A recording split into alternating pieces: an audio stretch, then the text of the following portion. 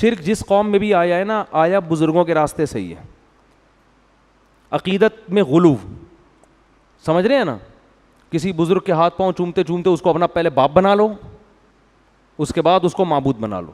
او بھائی بزرگ انسان ہوتا ہے, میں مانتا ہوں بزرگ لیس ہونا یہ عزت دار لوگوں کا کام نہیں ہوتا. بعض فرقے ایسے ان میں کوئی بزرگ بچا ہی نہیں ہے نا, ٹھیک ہے نا, سارے بزرگوں میں کیڑے نکال نکال کے بزرگ لیس کر دیا انہوں نے, وہ بھی غلط ہیں.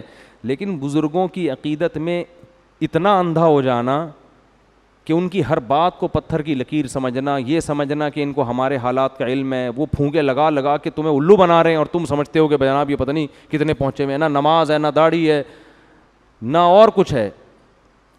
تو وہ عقیدت میں انسان غلو کا شکار ہوتا ہے. پھر ان کی مرنے کے بعد ان کی تصویریں لگاتے ہیں. یہ جو دکانوں میں بزرگوں کی تصویریں لوگوں نے برکت کے لیے لگائی ہوتی ہیں تو بہت خطرناک جرم ہے یہ.